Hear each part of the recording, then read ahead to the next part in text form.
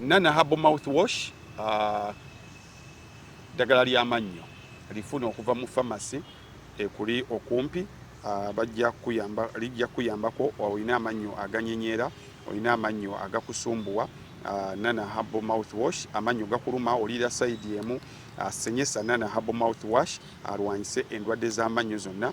Wegendereza abafere tebakugeza omufu. Nana musange mu pharmacy ne drug shops ez'enjawulo ne mu supermarket.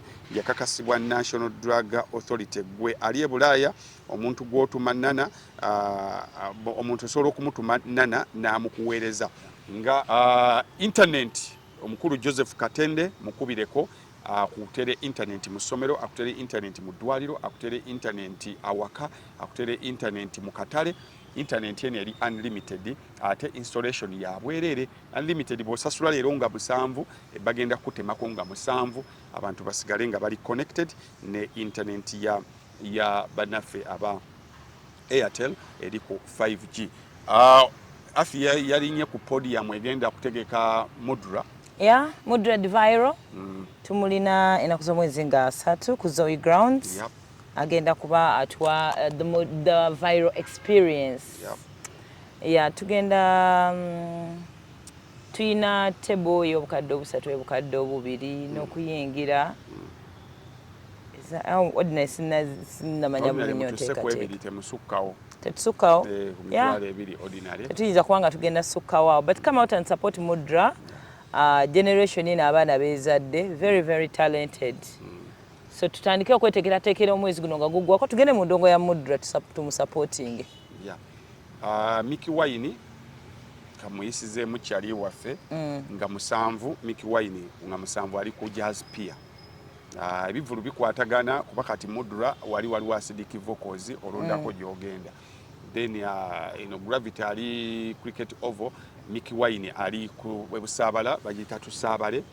Ngenaku z'omwezi 7 tali ku gundi wali fefe we yali Jazz Pier wali bakiyise nkiyise Busaabala. Yakiyise ekivulu kye bayita Tusaabale ku Jazz Pier. Mickey Wine tugende tumwagire. Gravity ali ku Cricket Oval bonna ennaku z'omwezi zigenda kuba 7. Hajaluna wa weekend eno. Hola. Hopefully everyone is doing great, doing right. Kasitobeera mulamu eyo moto ffe gye tutambulirako wano. Bw'obeera mulamu, anything can happen. Life can just change your turn in just a snap of a finger. So twekume nga tuli balamu. Kale tuli mu nnaku z'omwezi 7 ez'omwezi guno ogwa August. Tukubuzaako oli otyo omulungi ali eyo. Katusubire kutambulira bulungi. Abalwadde tubasaasideko, those who lost their loved ones or you lost something very very valuable to you, tukusaasideko. Mukama Katonda tukusabira akutaase. Now I think tutandikirewo ekisookera ddala olutalo olu ku social media olwa VJ Junior. Tumanyi bulungi nnyo ayogerera businema obw'amaanyi, very incredible person. Ne betunayita baba foot soldiers because bwetunia luno olutalo teruliko mutwe. Eri tulaba nti VJ Junior yaliko. This side round tulaba nga he's facing abantu abangi. Bebakazaako erya foot soldier. But also there's something I want you to clarify. Bwetunia ku social media we have like 2 teams ezirimu ba foot soldiers. Tuyina eya Nup, I don't know where the political bachi. Then tuyina ne Fangon ngeya Alien naye erimu ba foot soldiers. So which foot soldiers are we looking at to be specific here? The Bombi. Because the side emu is subscribing ku Junior. Eya Fangon. Because is Shali wabo. Kati side emu ye subscribing against Junior ne side eri. Okay, this takes me back ku tweet Junior gye yakola oluvannyuma lwa Alien Skin we yakuba Evelyn Mike. Yeah. Nagamba sima bukakyere bakyabuwujja nnyo empisima ya biki. And because he was nagamba Alien Skin sima bakyali wakabi nnyo. It was tweet yali bwetyo as far as I remember. kati olutalo luliwo currently luva kuki? Olutalo oluliwo currently luli triggered, luze luzimbibwa naye luli triggered by I think movie eyasembyeyo gye bayita Planet of Apes. Bagita movie eyo zimu ku latest ndoza zimu ku blockbusters z'omwaka guno. Planet of Apes kuba Planets of Apes zino tuzze tuziraba kati eno bagiyita Kingdom of the Planet of the Apes. It's a wonderful movie. Movies zino nzaagala nnyo za Apes the franchise yayo lwakuba abantu bo babirabanga mazike but what they are trying to communicate is obutonde bw'ensi tekizinzagaza mpi abaziwandika bagezako tulaga obutonde bw'ensi bwe tulina obukuuma nti singa obutonde bw'ensi tetubukuuma bujja kutandika the environment will turn against us. Kakati ne concept bwetulina concept ya movie eno nti ekiseera kyatuuka abantu nga tebakyayogera ng'amazike gaawamba kyekigisa kingdom nga gakola obwakabaka.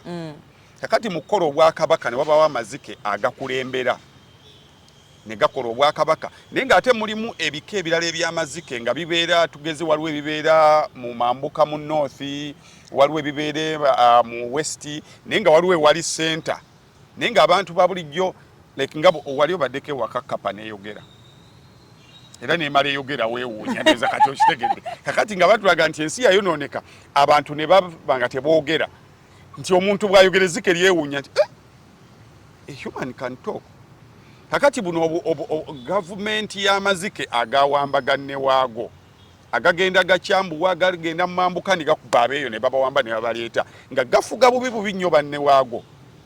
Kakati nga waliwo amazike amalala agagezaako okwerwanako gejje mu buddu obw'amazike gana agawamba. So kati ye firimu eya triggeringze bino byonna but kino kizze kizimbibwa kyatandikanga nga kya mukwano kubongako nga hafi bwe tubeera wano ne tuwa example Kazibwe kapo kuba boyi waffe ne tuweera Dora Primu like bebakyali baffe because you speak about people you know basically. Okay. Kati wati we yatandika Junior nti he wanted communication is localizing nti we manjogera ku Bangladesh nsobola okugamba kakati omusajja gwe balese wa myaka 84 kati nembaako omuntu gwe nkuwerako example wano for you to get it right. Nti 84 baba balonzaani baba balonze kumpi omusajja asinga Raila Odinga. Kakati ne Junior bwati bwe yagezaako to capture people's attention n'atandika okuthrowinga nga mu baboyi be mwe tumanyira bayisima mijagiro kyali wange mwe tumanyira ba Frank Antambi Eddie Mutwe before even abantu Bobby Wine ne struggle be bawa Eddie Mutwe face. Eddie Mutwe alinga movie za Junior nga tumanyi wasinga tebamayina Eddie era they are very tight ne twagenda okuzikata tawa Vijay Junior waliwo meeting yali ebusaabala yali ya Bobby Wine ne ba Foot Soldier I remember ne Eddie Mutwe yagirekawo n'agamba sekirina bwe actually ebiro yabingamba n'agamba kibadde tekisobola kuwulikika ti Vijay Junior yazise taata we Eddie Mutwe nga siriwo era ebyo kimunkirese Bobby Wine mu bwamba ngenze wa Vijay Junior n'agamba boy waffe genda okoleki omuziikireko so that's how tight Paulo Mulo yegwe sirabangako that's how tight abantu like if you have watched Vijay Junior's movies waliyo abantu walinga oyagala olabeko kaze nalaba isima mijagiro ne buga isima so kakati bwe tujja eyo line najjanga agizimba bwatyo era abantu bangi babongako it made him so unique ba radio presenters abantu abenjawulo Kasuku waliwo film gye yaportrayingiramu Kasuku bagitawo kya film eyo bannaye kisajja kyali bulinga kirere wekiti film yaggwako nga bakitumye kwambuka waggulu ku kanaala kuba kade naye nga kitambula era kade kyamala nga film era awo Kasuku n'atuuka so that's how kakati tuyina line eya drawingibwa politics eno gyagenza abeera tense nti line eyo bwe drawingibwa kati buli kyoyogera kiba n'amakulu kasita oba ng'oli communicator era wano buli kye twogera wano kiba n'amakulu amakusike. Waliwo kyesobola okwogera ne tusirika, waliwo kyesobola okwogera ne tuseka. Anyone can interpret nga bw'aba ayagadde. Tekikyali waliwo emyaka gye tubeeramu nga tokyasobola kufulumya statement ng'osaaga busaazi. Yes. That's why sometimes people call us cowards. Yeah. Because, I mean, at least we know what communication means. Yeah. Social media, abana kati batandise nokola when they're attacking people. Bakola batekako, what are they called? Filters. Yeah. So that you can't track their own face because amanchi jamuleted obuzibu. Now, us who really understand what communication means and how just sechigambo chimu kisobola okukyusa buli kimu. Sometimes we don't speak about some things era ne bituvumya eyo. Lwaki toyogera, but we know. Kati osooka okumanya context kimwe kiri, tonation mwe kiri, ebyo byonna bw'obimanya then n'osobola okuwa submission yo oba comment yo. Erime kubeera misinterpreted okisegedde kubanga olaba mulimu abantu kati nabadde ndaba jjo nadde nyina gwe ndisikasinga naye nga ndaba tweet ya Muhoozi ne mugaka kati olaba ezo tweet bwezi waliwo otuuka nga twekyaswala zikola waliwo olutalo luli is it Sierra Leone mwe yagambire n'agamba tuba kubeera nga yakyogedde ati let me quote him right.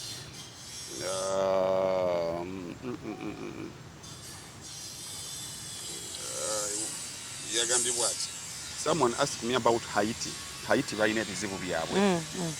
President bamutwala kagudde emundu yavuga actually bamuta Haiti, and the other day he said, what would my solution be to the gang violence in Haiti? Waliyo ababanda bahawamba basically bavinga abafuga Haiti. Nagamba, I told him I would send 10,000 new PDF troops to marry all the women in Haiti. Ndiye bamubuuza ku kiki ayinza okukolera Haiti kuba kati ababanda bawambyewo n'ebiringa ebyo nti ne mugamba nti nalisindisa abajasi ba UPDF omutwalo gumu ne bawasa abakazi bonna ab'omu Haiti. Kati balamu we yazze n'agamba this is innovative solution this is innovative solution to complex problem. Very creative and humorous approach. Approach. I believe it is essential to address the root causes of gang violence in Haiti, such as poverty, lack of opportunities, political instabilities. Hakati, musajja atuyagadde okuwabula mukamawe. Olaba solutions yalese wansi eno nti poverty, you attack the problems. The poverty, lack of opportunities. Ne wagulu eno natayagala najja in a lighter way. Nenge eno wansi amulaga nti kiriyo. Tekinyumye. Ostekera. Yoma. Nabadde ndowooza yayongeddeko ku tweet eyo. MK. Bw'amaze would send the soldiers to marry. Nabadde ndowooza yaze in a lighter manner and then the tweet continued. Yakomyawo. Kakati ebyo wabeerawo ebintu mu mood gye tubaamu ne environment gye tubaamu. Kanga mfreezinze musekera. There are some things lines z'otasobola kusaagiramu. Osegedde tosobola kuzannya nakambe like oba ozannya nakambe nti ngate mwalwanyi. Kakati Junior mu filimu ze kati bw'atandika Alien Skin bw'ajja ku scene n'amwagala nnyo kakati n'atandika okukola movies ze ng'akulaga nti abaakabi mu filimu abeera Alien Skin nze Junior kyali wange era mu filimu nnyingi zanteekamu ne mweyo wennyini eyo mwendi ne mu filimu kimwe nabadde filimu ya Do or Die right, Bad Boys Ride or Die mwendi bakwata short ya Will Smith. Nze bulijjo ngamba bantu ndifaanana Will Smith nga bampakanye.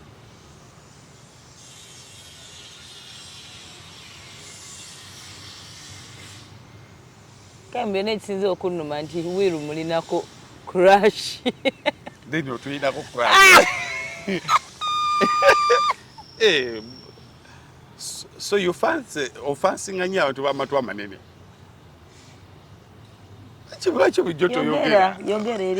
No, you didn't tell me because bobo ina crush ku Will Smith. That means automatically offensing about Will ne Dr. Kwefulukta babiri banjawo. They no, we are the same. botunya gwegendo abe filimu eyo waliwo shot gye bawa Will Smith ng'atunudde eri actually nange waliwo natuuka ne ngamba asiyenze bamala like amatue we so you okay so you have crush on big ears. I know you are not alone. Banji gye bali eyo. You are not alone. I am here with you. Twakatandika nokola ku bizibu bye tukeereddemu. Tubadde twakoze dda. Bagireete bati. Tubadde tuvaawo buvi. Obadde punchline obadde ogumaze. Era Junior yagamba omusajja afaananye Dr. Kwefulukta. Naye bwe ndakiralenga kati bagenda bagattako Martin Lawrence. Mwana gwo tuterawo Will Smith ng'osalamu akantu awo. Tomuteekayo ng'atunudde eno. Muteekayo face it. Agamba atugo galaba tetugalinaako buzibu. Naye njagala tumulabe wane Dr. Kofi tumuteekewo awo. Bambi tuyambe abantu. Kakati ekiwange kibagatta matu. Mpalana z'emirimu ozirabye. Tugende mu maaso. Kakati there are some sensitive people. Nti ze bokireteramu eyo angoze boyi wange n'ebiringa ebyo. Kakati waliwo sensitive topics. Filimu eno is a political movie. Eya Kingdom of the Planets of the Apes. It's a political movie. Kakati if you subscribe to Alien Skin nga mu movies zo zonna zonna omuwaana nga at a certain point you've ever subscribed to NRM wesimbawo ku tiketi ye NRM n'owangula ebwayise at a certain time n'ojja mu nuupu ne bakumma kaadi n'ogenda nga independent gundi. Believe me bw'oba ogenda okukyuzinga amannya olina okubeera very careful nti abantu bano first of all mbatadde mu political movie because this is a political movie. There is a certain group of people who it is so intention. Lwana okwekutula okwenunula. Kakati noddira bano iliyo life abalwanyisa abali mu buyinza kati n'obafuula nti be bali mu buyinza. You get? Nti mu filimu amazike gali genkubulidde agawamba ge gatulugunya abantu ge gawamba in real life goyina okutuuma kuba bwe mankuwa example ne gamba for example nga Museveni w'omu America mumanyi abeerani Trump nti yalipo Joe Biden nti President Museveni asinkanye bwe bafaananye emirimu nti Museveni w'omu America yani nti Biden Museveni w'e Kenya yani Ruto. Kakati Bobi Wine w'omu America yani sawa zino ye Trump. You get?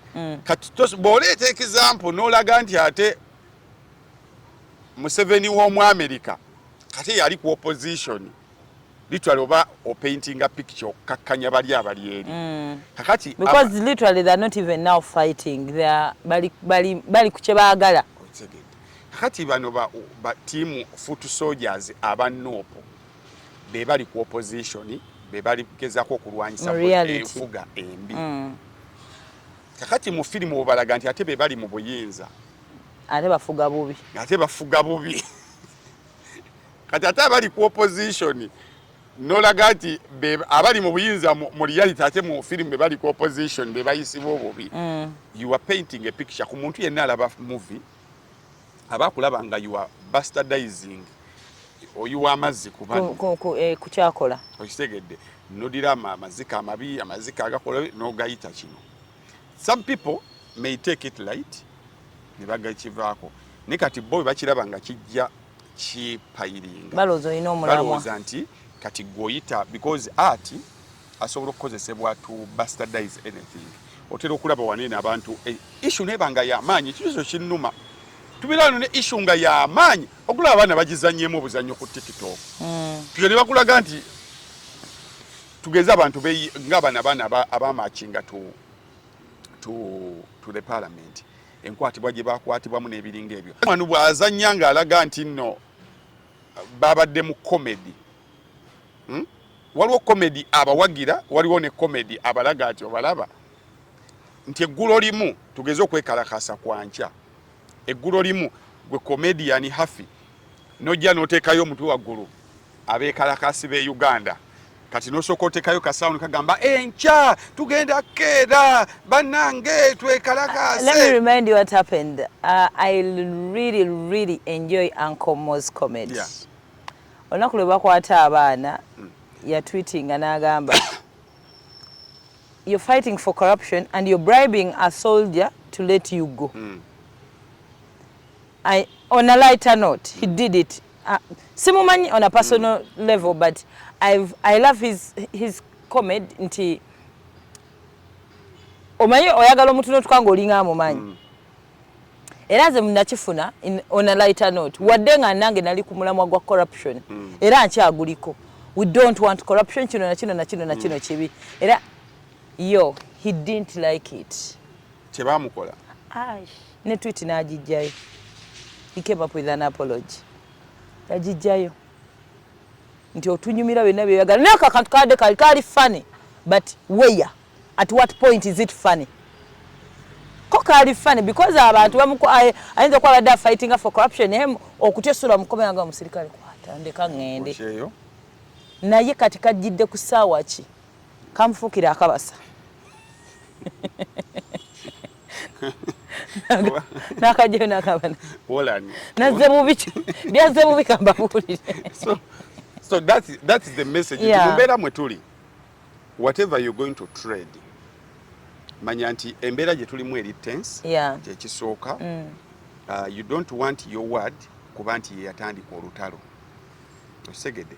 Kyeki lemeseza abakulembeze bonna betulowooza betupika tubagambe lwaki talagira alagire atugambe lwaki tatunoonyeze emmundu gye ziri nti abakulembeze abamu naddala ab'ennono be mwagala balagire batestinzeeko kuwa gye tulaga.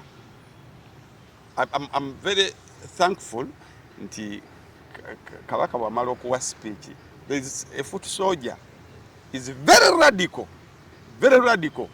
naddala kasabituka ku nsonga z'obwakabaka naye yavuddeyo n'akola video nagiwadde obudde kuba nabadde mu jjaamu n'agamba kabaka wamma mwamulabye kabaka tasobola kutulagira lwa nsonga abantu baali bafuddeko kati ayina osooka otuprotectinga ffe nga bakulembera tibo tunayagala tugendere ku muliro omungi ne namba atandise kati okiriikinga okitegedde. So lines zetu tradingiramu ziri so tense akambeke kamu ke tulina okukozesa okuwaata kyokka ate kasobola okukozesebwa ng'ekisi. So we need to mind our language, we need to mind the example we give, we need to mind bulimu ebintu byotabalaatirako essaawa zino. Sobola kujjawo ne ngamba waliwo omusajja sala mwogera linnya kuba nakibanyonnyola dda omusajja yali agamba Ssennyonyi yali akawumbi kamu obukadde 7 lererere buli lunaku ng'akeera okwo bwe byava yagamba nze nali mpandowooza yange yali defense ye. I was like musajja. You can imagine people who had trusted his word. The trauma gye yayisaamu abantu n'ebiringa ebyo n'omaliriza ng'obagamba nti that was a personal opinion. Waliwo level we tutuuka nga opinion yo erina okubeera backed up by consciousness n'amagezi amangi ennyo because anything can trigger something mu mbeera mwe tuli. So Junior, that's why sometimes I really agree with people but agamba can be fame. Sometimes they don't know how proper they can put their words. Bache bakola ne bazinawo mazina. Okitegedde. So Junior, just abaana abo balaba bali abused and frustrated by whatever is happening in Uganda. Bamu bali kubyeyeyo mbanyonyola nnyo kyobula nze siyingira into battles of words nabo in case tuli on different sides. Bwe bagezaako okuleeta ebyo ebigambo byabwe binene I just chill because the frustration and the abuse gye bafunye yamaanyi nnyo. And I don't know where people get it from because you support another political party erina kubeera mpalana na muntu eri personal embi nnyo eyo tubeera wano nga tugamba ideologies ze tulina okulwanyisa. Kyennakoze oba you don't agree with it. What do you agree with? Nnyonnyola. Lwaki ojja nga you're just being personal and because tuli mu nsi nga tubeera ne bazadde baffe abagira kibiina kirala nange mpagira kirala. As long as muzaddewo ajja kutuuza nsi akunnyonnyole hafi nga tagenda kussaako maanyi.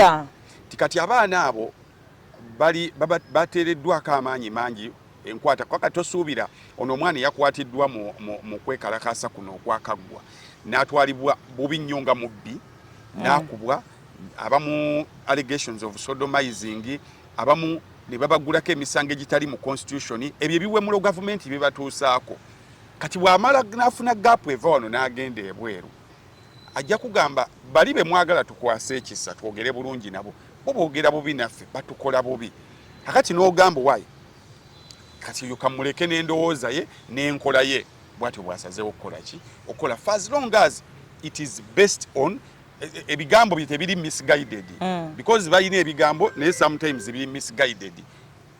For example walabye Bobi Wine bwe yabadde ayogerako gye bali ku amatikira agawedde literally ebigambo bye boogedde towards obukulembeze ndadala obwakabaka bwafosinze gwe tuyinza okuyita overall leader waffe Bobi Wine okuvaayo kola statements nga agezaako okutukuza okunaaza ekifaananyi kya Nuupu nti kisiigiddwa ebitoomi bano betuyita ba foot soldier nti bali abused by the government n'enkola zaayo naye bamala okubeera abused kakati obusungu ne batabugaidinga bulungi misozi zaabwe missiles zaabwe n'amasasi gaabwe ag'ebigambo ne gatabeera guided gamala nga gakubya abantu abakyamu kati abantu abo abakyamu ne bamaliriza nga bagamba bwe banga Nuupu bwetuyisizza let's stay neutral kati tusooke twesonyiwa abaana bano okisegedde nakyava kugamba bw'oba ogenda okuwemula ogenda kuvuma sooka oggyeko ki baleeti yaffe ekyakyogedde emirundi mingi jjako baleeti yaffe bw'oba ogenda jjako reedi oyogera ebintu byo ebiri personal baleme kutaaginga kuki ku Nuupu so tuleme kubeera na misguided anger buli kintu ky'oba ogenda okwogera ne oba ogenda kubaako gw'ataakinga sooka okuŋŋaanya facts zo bulungi zibeere clear because olunaku lwe tuyogera wano video namba ne tujja wano ne tugyetondera ne tugijja ne ku mukutu credibility eba egenze gwe yenna ali mu nkyukakyuka nga tonnaba kuvuma yenna gw'ovuma nabadde njogera ne Misa Kisemakula he was forced to go mu inbox y'omwana omu kuba amuvuma wano ku luno oluyimba lwe nagamba olwafunidde namugamba wayonvumira ki oli namugamba tubadde nga tubanja wano kabaka gwe ng'osirise nga toyogera ate mwe musinga eddoboozi namugamba nti nali sisobola kumubanja mu mmanja gwe gye wali omubanjamu eyo yali etyoboola oli namugamba kale kati mu mmanja etatyobola wamubanja otya namugamba nti Katikkiro gwe baatuteerawo yayogera n'agamba nti Ssaabasajja gyali ajjanjabibwa era waali nti gwe wali oyagala nzije ng'otte ku ggwe nti ali mu buwambe n'ebigambo ebinene ebiri naffe baatugamba tudda ku buccane tusaadde n'okubanja kabaka kati gwe ndowooza gwe gyeyagala naffe tulowooze n'omutunuuliro tunogamba why do you want me to think the way you're thinking? From reliable source which is the Katikkiro yali agambye nti oli akola ki ajjanjabwa era tumuweemu nze kennyini nabbanja waabwe mu bukopi bwange sinnalabako na mwana wa Ngoma mulimu ne benfollowing eyo ku social media Vicky mufollowinga Crispin mufollowinga simulaba nkonga agamba njagala Ssaabasajja never nesanga lyambogo tumulaba everywhere kati nze nabbanja ntandikirewa ng'owulidde from there ate nga Katikkiro ayogedde sigumu seebiri seesatu of yatukanaga wa abantu even when he had the right not to speak to people if it was not the right time but yatuuka n'ayogera aba yakoogera noddamu era you want me nange nkwate obusiru bwange mbugatta ku busiru bw'obusiru bubeere bungi nga bwetalaawo kati namugamba kakati luwe kabaka bwe yakomyewo walabye ali mu mbeera ki abadde ajjanjabwa embeera gy'alimu nze wasemba omulaba oba abadde mu buwambe namugamba yakomyewo ng'alabika bulungi kati alina n'amaanyi era kati akola ne appearances abeekyotera baamulabyeko namugamba kakati nze misaki mbakubanga nayogera ebigambo bye wayogera olowooza damage yandibadde eri how deep twamaliriza ng'oli amugamba akati oluddako mukama wange omanyi naffe ebizibu byaffe so ambawe example nyangu gye nali mpa abantu egyempeera ne bamwabanja Ssaabasajja singa obeera n'omuntu nga wamuwola ssente nga yakuwola kale tukipainting nti Ssaabasajja twamuteresa abavunanyizibwako Katikkiro omuntu najja naga afi nsasula ssente zange kati nzalanja kwefu nsasula ssente zange nga sirinaamu nengenda kukuwa nenkya nenjikuwa nekya omanye abantu abamu banyiiga nakanaga kasigenda kusasula kugambye siina ssente gwe neetawulira nti nonga muno siina ssente wakubye nga lumu negamba olinde omwezi gugweko noddamu n'okubanga egoddera yadanyumiza atabukidde landiroodi we nagaa nabeeranga bwemba ne ssente emyezi ebiri ngisasula prior lwe mbadde siinaamu ofuuse anfuukidde ekizibu nemuga kati genda oyite poliisi enfulumye wano but because bano abantu batusingako ku ntegeera ate ye tajja kujja atuddemu nga gwe akubanja bw'omuddamu si wagenda okuddamu otherwise yandibadde asirika paka yina akola kyateekeddwa okukola there is no amount. Let me tell you Ugandans, let me tell you people, there is no amount kyolanga kati abamu kye bakola batukwasa maanyi nti yes tugamba ne corruption kusoma kubi kino kibi olina sigala nga abatunuulira ye muli believing nga teriyo maanyi gogenda kukozesa mukka kakola kyatayagala kukola and they will not era bwe mulaba ate bw'ogonda ate omuntu akutwala for granted kati mwagala bakozesa maanyi first of ekitiibwa let us just respect people. So we twatandikidde Junior, I understand like some things obireka kati nga video gye wazzeemu okukola n'oyongera ate kubabeera bubi you let it n'ogamba omanyi ndabika nafunyeemu abantu abamu bwe baba bakitegeera bwe batyo ekyo kankikole ki kankyesonyiwe so tosika muguwa n'abantu naddala kuba video ezasooka zaali tezivuma video ezasooka zaali zeemulugunya bwemulugunya kati ez'okuvuma zazze oluva Junior okubagamba okuddamu ka reply zasooka ze nawulirako zonna zaali zigamba munnange totukakkanya tolaga bantu nti nno bye tukola biki tebirina makulu so let's trade carefully naddala mu mbeera mwe tuli bwe wabawo omuntu akoze kyotakkiziganya nakyo vaayo nnyonnyole bunnyonnyozi aye naawe bw'oba okikoze nga genuine kuba firimu eyo buli muntu gwe nabadde interactinga naye ng'agamba naye firimu nagiraba ene ngamba naye bano be bandibadde side eno bano nga be bali side eno bano be bandibadde okisegedde so obwe buziwe bwavudde but tusigale nze ekinnuma mu byonna nti it's now us fighting each other. Tisinga okunuma era ye gundi gye nakoze ku post ye nakoze ku Facebook nti tisinga okunuma nti in the last mu bange eriyise focus wali eyawaggulu twagivaako. Now the oppressed ones are fighting themselves. Yes. Botunulira abakulembeze they are addressing each other mu group yemu nti twawaliriza ne speech ya Kabaka Ojaba nti yali towards fefe nyini. Then Bobi Wine we yawadde speech yamalirizanga ate naye addressing feke nyini. Ate feke nyini tumalirizanga twevumangana feke nyini. So we are eating each other. What was Bobi Wine's speech about? Bobi Wine jukira waliwo ekifaananyi. Waliwo ekifaananyi bino byonna byonna ebigenze mu maaso. Kuvuma ku abakulembeze ebivumo nga badde biraba biflyinga. Kakati waliwo ekifaananyi nti Nope and obukulembeze obw'ennonero bwa Buganda they are parallel.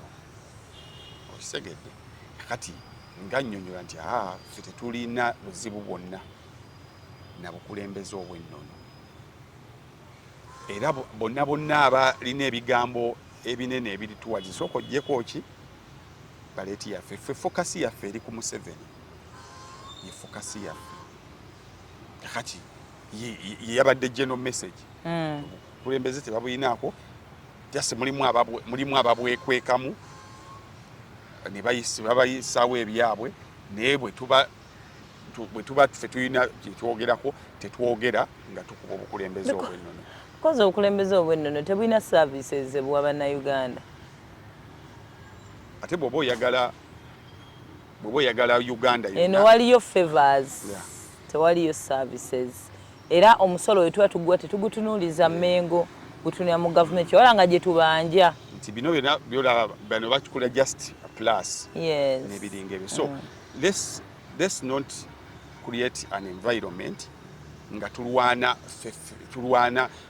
on principle buli omu kyaba ayogedde sooka okinoonya on principle abadde ategeeza ki so misguided anger mwigana okwebuuza ku bantu bannaffe twabagamba bano twebuuza wabawo ekintu kyonna about oba omubaka oba ki tukuba amasimu oba lulimi lw'abasawo oba lw'abalooya we get to understand these things teriyo omuntu nti yeemaliridde amanyi oyinza okugamba nze kwefu mwana byayogera byenzikiririza singa olabako information gy'omanyi call him mugambe kino kiri kiti akunnyinnyonnyole tokwata bukwasi ka kamera bwoti nodda maaso gamba otyo ntuuse kyanga mutandisa okweteekako filters because ebimanyi byemwogera birimu ne kibooko agamba kyali wange ntuuse fantastic kali akaana akagamba fantastic chikeni fantastic nasooka asumulula oba oliawo buli omu alina koodi ye muyingiza so let's mind one biki byetwogera two obusungu oba olina obusungu bwolekeza omuntu omutuufu nti ebintu bingi nnyo wakati wano nga tukaya nebituyitako kakati tugenda ku nsonga ya Ssennyonyi essaawa zino terina yawadde budde nsonga ya ssente zigenda kusaasaanyizibwa mu ntuula za paalamenti nti abaana b'e Kenya kye batusingako n'abeekalakaasa mu nsi ez'enjawulo abatwala zi gavumenti zaabwe bali informed on what they want. They're not only angry, they're angry on principle. They are angry tebakera ku machana anyiga afya yogedi kyesaagala embweyo kati afya akolangani bamanyina ki ekirina okuddako example gyengenda okuleetera kikyadde kino sembayo naye kankirete wano discussing because Bangladesh okuva le baatandika okwekalakaasa babadde bamanyi ki kye baagala bayingira enguudo ne bayoteeka wansi ensonga zaabwe ne bapushinga paka ku Monday Prime Minister bwe yagambye wanyu amajege gatuuse ne galabanga nayo manyi abantu basusse okufa ate ng'ensonga ze boogera kuzirabika bwe bamaliriza Saba Minister yakutte ennyonyi esooka ali India essaawa zino amagye ne gateeking over bafunye meeting ne president amagye ne gateeking over ne bayita meeting wakati wa president amagye ne ba student leaders we batuuseeyo because abadde tebali bubeezi angule babadde bali informed ku biki ebigenda maaso singa kino kivaawo kino ekirina okuddawo bwe batuuse ne bagamba amagye tegayina kutukulembera amagye gayina kubeera mu nkambi let's get someone ffe gwe tukkiririzaamu gwe tulaba nti alina leadership principles yaba atukulembera bamaliriza nga ba leaders balonze omusajja myaka 84 ba student leaders imagine the Gen Zs bali badde balonda their fellow Gen Z naye bo badde bamanyi nti agundi yalina okubeera omukulembeze omutuufu omusajja gwe balonze ku myaka gye 84 mu myaka gye 8 yatandikawo enkola eya bu microfinance enkola yewola abaavu ne batandikawo era badde nsoma bagamba enkola eyo ye yabuna ensi yonna gye tutambulirako bu microfinance n'ogenda ne bekuwola ku interest entono biki ye yagitandika ng'agamba n'abaavu basobola okubaako ababawola ne basitula economy. Era abantu bangi abafunamu mu nkola eyo. Gavumenti eriko bwe yalabanga enkola yo neekola nnyo ne batandika omugulako emisango nti oludde nnyo mu bukulembeze bwa banka, simanya okola money laundering, simanya obba abaavu n'ebiringa ebyo. Ne bamulondedde ayina omusango gwaliko bamusiba emyezi 6 naye ng'ali ku beyiro. Musajja atu gwe balonze alina mukujja ayine tali mu Bangladesh yabadde bweru wa ggwanga ng'ali mu kujjanjabwa. Ne bo bagamba ffe okusinziira ku kunoonyereza kwe tukoze oyo guy he affiliates to us. Tusaba yababeera so bo babadde tebali bubeezi kwewemula na kwevuma n'ebiringa ebyo babadde ono principle. Abe Kenya they are very much informed about the budget, about the expenditure of the government. Okitegedde tebajja buzikuwemula buli kiramu kisirwa osuulayo topic noba diverting nga nobajja kumula mulimu topics ze bata discussing. They discuss the future of their country nga be bagiri mu mitambo nga n'omukulembeze aliko be bamwetereddeko. Ensonga lwaki tomalaga bavuga crazy. Olwaleero President William Ruto kuzimu ku tweets zasembyeyo okukola egamba bweti okumanya nga bo bwe bateekayo ensonga zaabwe. Tweet egamba bweti beginning today Kenyan content creators can monetize their videos on Meta platforms. We urge our creatives to take advantage of this opportunity to not only enhance their incomes but also create job opportunities for others. We will continue to seek more opportunities for our youth to explore their talents. Ewaffe wano Meta nzigale. Ewaffe wano eriko kikukufulu. Data eri waggulu Facebook nzigale. Zino YouTube channels bagala tandika kuzijjako musolo ku sente ze zifuna. Nti social media platforms zawe zifuna mu sente. Kane Facebook bagambye tandika basasula. Babeereko creative bakolereko emirimu gyawe then tandika basasula. Fe waffe nzigale. Fe waffe nzigale tumze ndala abaana kwa balina okujja sente. Government zeetatandika ezitali zaayo eyagala kuzijjako omusolo sente zofuna mu YouTube bagala zijjako omusolo kyokka ng'omusolo on top of that data is highly expensive era omusasula omusolo ku data gwokozesa kyokka ne bali abakusasula sente aba YouTube nabo bajjako omusolo kuba app yaabwe kati obanja otya gy'otaawola. Those are the discussions we should have ng'abavubuka abali ku internet. Niwa government bamukyazo omukube point nga tomukubye ekiwemulo omukube point agiwulira agambe nti mwe mwagala aba UCC nalabye batabukidde Nyombi Tembo ye wa UCC tamanyi ne bakola tweet bw'ateekamu ashitaaga bw'ateekamu underscore bwe yamaze mu tweet ye gye yakoze yataginza account ya UCC enfu under normal governance oyaba resigning nti gwakulira UCC tomanyi account yaayo niwe bagitaginga tomanyi then what obeera okola ki mu office nti minister wa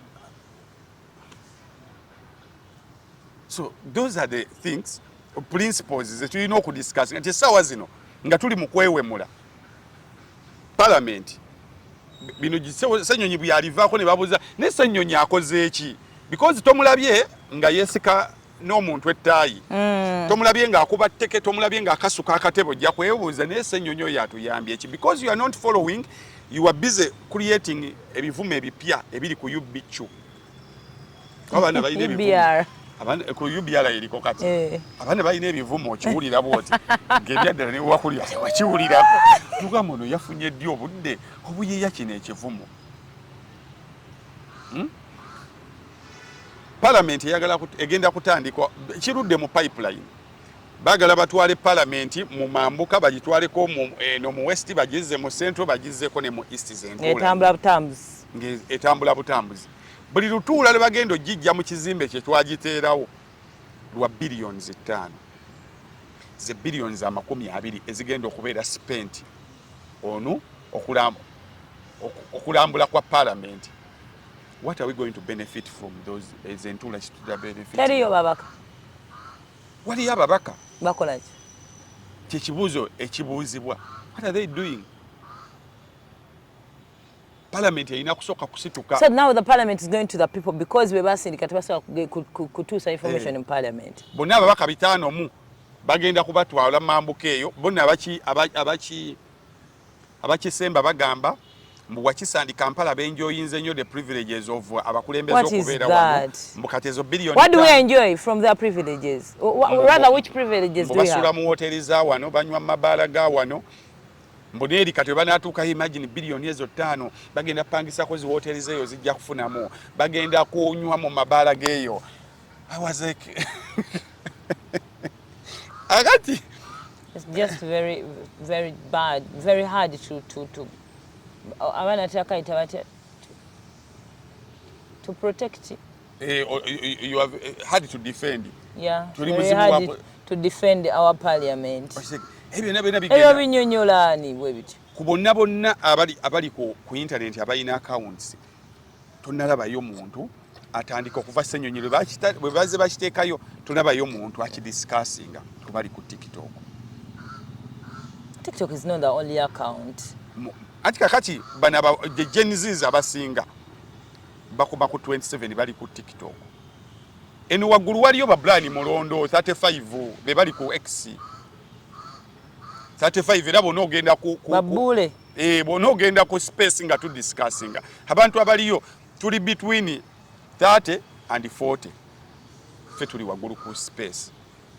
Wabule ekiro ku TikTok live ebaako abantu enaku zino mbadde njala nnyo okulaba live z'ekiro era bwemba nva mu bivulu njiteekako kuba bwembeera ewaka nsibeera ku TikTok mba ndaba movies zange nakwebaka ne kati bw'oba ovudde mu kivulu sanga 6-7 gw'ekiro oba oscrollinga booti mu apps ningamba njala okulaba abaana babeera ku TikTok ekiro saawa 9 ku 10 baba badiscussinga ki tata. The father of TikTok live is Kabata live. Entero mulanga bamusaze. Kabata yasinga okuba ow'amaanyi. N'abalala ne bagoberera. Abeera ne following, abeera naki. Ne ugendayo n'akabeerayo emirundi ng'agiringa 3 ndabe. Abantu bano baba badiscussinga kitaata. Toyoya. Ebivume ebibeera kuli bipya brand new. Omwana waliwo abaana bali eyo kati ndoza kuliko omwana mwitani Barista Timo kuliko n'abalala bangi kati naye muganda wange abaana beewemula abaana beevuma for over an hour. Nga bali ono n'avuma ono n'aluvuma ono bwe bamala ne babaako ne beesondamu ssente ani ali obubi awo ne beesondamu ssente awo ne beekuba enseka awo bambi ne basponsoringa ebivumo muganda wange kati platforms ezo ebintu modulo we cannot move forward nga kyetusinga okukola kyakwewemula. Fine kuliko some few corporate responsibilities waliwo n'omwana tumuyambe bibaako ebyo ebitonotono but the face of those lives is kwevuma na kwetandikirako ntalo bino ebisigadde bijjanga by the way okitegedde akati tetulina bwe tugenda kugamba nti tusobola okukwatamu nga tetumanyi policies bwe zitambula tetumanyi ebintu nga ebitambula tetubitegeera so kati awo wetukyasuulidde peesa essaawa zino wandibadde odiscussinga billions eze5 abiri zisobola kukola ki waliwo eyagambye nti sizigenda kubanga zonoonebwa kuba ziri budgeted. Not everything that is budgeted that is legal. Ate era mu budget omwo abantu mwe balina oyisa because osayisa era kintu kyalimu wogambira bwe guba mukolo wogambira tugenda beera n'abagenyi 10 nga mugenda beera n'5 so that is atano bako kyogakola. Kakati not everything that is budgeted that is morally legal. Yeah. Waliwo mwe mutuulaawo ne mutuulanga parliament ne mugana ye tulina ba intern doctors. Like even the state ministers bavayo ne bagamba tetuyina ssente n'amaliro tegali well equipped banagenda training irayo. They openly say it on the floor of the parliament. Tetuyina ssente. Lwaki temusobola ne muyisa motion mugana naye bannaye tuyina biliyoni 21 zibadde zigenda kukola kututambuzaamu ku digida kuba nze nkuyita ku digida bwe kubanga mu kifo ekiri gazeted kyemulina okukoleramu ebintu ekisinga okuvaayo sente za bunankanyi wano n'ebiringa bino kati olwo ziri zigenda tuyamba ki ebyo tukidisikasinga nti tuyina ba intern doctors tuyina kino ne kino sente zisobola okukola kino tusaba zive mu budget eno zidde side eno ababaka be basiba bwe bavuddeyo babakoledde bubaga gwabadde mudido gwabadde mudido odiscuss ngogaye ne bannange abantu baffe ddala kyetulwanira omuntu wa wansi eri akitegeera oba takitegeera tukoze tutyo basensitizinga nti omubaka avunaanibwa omusango gw'okubba ate ki ekikutwala ku mukolo gwe ki ekimukwaniriza ng'omuzira aba tanaba kubeera proven guilty anti tannabeera proven guilty naye the mere fact nti ewali omukka tewabula muliro nti ani amuvunaana nti kakiko ka human rights ke kamuvunaana musango ki kamuvunaana musango gwa kubba musoke mu mawanga asooka nadde ebbali ne bamunoonyerezaako neffe wano bwakomawo tuba ziri ku nsonga ssemasonga omusanvu abaana ze bagamba so ebyo byonna nga tetunaba kwewemula kunoonya junior mu kubulidde ensobi ye yagikoze naye nga tunanoonya kivumo kipya njala twenaaze tulekerawo okulabibwa nga the generation Z that is confused. Yeah. Actually that is confused because mu confusion yeyo olaba nebyo ebintu byetwagala byonna byetubanja and all that abantu bajja batuyala nga temuli serious and there's nothing we are going to do about it. Nti amagye ge Bangladesh gamaze kulaba nga abantu bali ki? No bali ensonga eri very serious. Ruto atunnamu nagamba nno abaana tebali kuzanya. Bali serious balina ensonga zaabwe bonga bo bali wamu nga kisaaganda naye wano buli wemu envuma awo buli muntu wakwagala tubalina obyogera tugamba no batwagala wano bulungi nnyo nga tuli mu kweyagala oli bwajja n'abawa statement because tell me now ensonga ya corruption it is not even political in any way naye abagyogerako be bakwata babakwata abandi badde babalwanirira people ganged against them kati tuli mu wiiki yakumeka ekyo kyaggwa meanwhile buli muntu yagendayo kasalabanga ku TikTok abali ku TikTok and other social medias basekerera musekerere monitor stories zekola kati ziri aganja asiddamu kubyogerako siddamu kola bwenti osegede so let's twewagale tubeere very serious na kiche twagala bwe tunabeera serious na kiche twagala n'abakituwa bajja kukkiriza bagambe nti olaba obubbi bwaffe abantu babukoye kati bwe tuteetereza ebisidde bwe happen tulekerawo okwesonga mwennwe nti oyo muganda oyo munyankole oyo tayagala bwakabaka oyo takola bwe byonna bene betusooke tubizze ebbali let's refocus ku bintu ebigenda okututwala buli muntu gw'oyambala mwambale as an individual on principle tomwambala as a group osegede gwe bwoba oyambala hafi mwambale nga hafi ate omunnyonnyola omugambe kino mwayogedde bwekiti nekirina kubeera bwekiti otherwise buli omwambala nga group abakozi ba terefayina bajja kuvayo bagamba tekijja kusoboka oyo aba avuma terefayina so that is it the rest tulabagane ku Kamala Harris yalonze agenda okumumyuka nemune aba abantu peddling Biden toyinayo wamuwuliddemu ng'amugamba londono nekirala kyenayize kyenyongedde okuyiga nti why we should focus nti ekizibu kyaffe kiri wali at the top tiwali ku top waba watambula neno wansi waba watambula ku top waba tewatambula ni wansi tewatambula tuyina abantu bangi nyonya kikugambye abali stagnant somewhere kati Obama George Bush senior jali Obama wali Biden naye agenda kubaawo Kamala Harris yazze Kamala Harris bwe yazze kakati ono ye Timothy yaweereddwa omukisa okubeera vice Timo Walls. Kakati olaba nti there is continuation. Others wali waggulu wabeera stagnant. Eno wansi tewagenda kutambula tugenda kubonaabona n'abantu eno wansi nga bagezi nnyo nnyo naye amagezi gaabwe olw'okuba tegayina we gayina kukola. Kakati gwe Timo Walls omanyi bagenda okujja nabo. Ayina balala bangi naye babaddeyo wansi nga sportinga agenda bagatta ku ttiimu. Then eggwanga libeere nga teryetoololedde ku muntu omu. Tufunyeko kwafuga okuva mu ssaza lya Dismadira waye kati Minnesota kati like it is buli muntu olaba nga alaba nti banaavawo bagende ku nguudo okugoba abakulembeze.